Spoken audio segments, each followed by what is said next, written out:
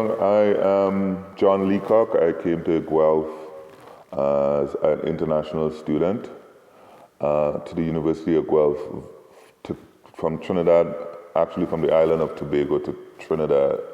I was attracted to Guelph because I wanted to study agricultural sciences at the University of Guelph. And so I've been here since 1987. I've known Flora Francis within the first year of being at the university and attending the library. And her being, Guelph not being a city with a lot of people of color, and to know, I found out that she was from Trinidad.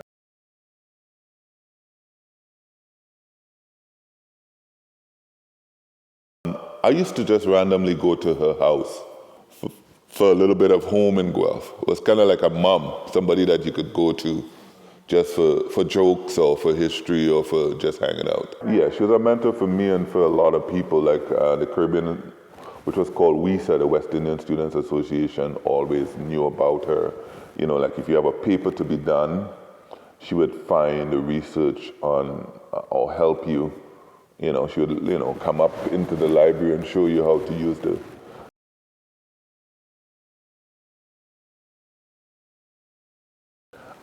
She's an introverted leader. She'll be very quiet, but she gets stuff done. Sometimes you almost acknowledge her relevance after the profound experience that you might have with her. She was an avid collector of anything to do with Canadian Black history, anything to do with Canadian Black writers, Canadian woman Black writers, woman of color. Even at her home, she would collect newspaper articles on relevant stuff.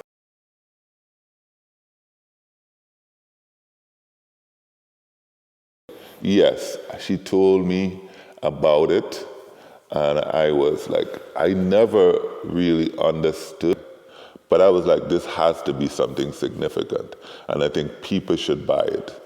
So I remember I sold a few copies myself and gave her the money. I even took some to Trinidad as well.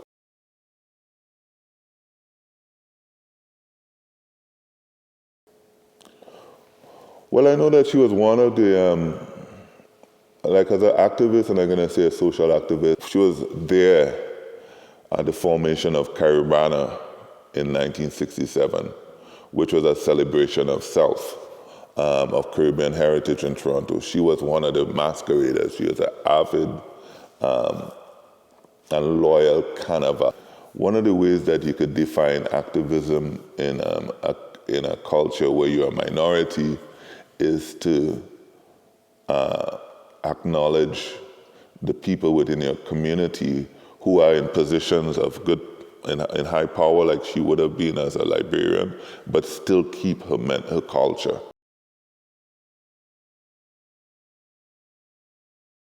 People like Flora kind of show us as young students how you can make meaning of yourself within this macro society. Librarian is one of those people who, where you say, also ran towards that great thesis or that great discovery, but they're not usually as mentioned in the activism that they do to get you to the position that you are academically.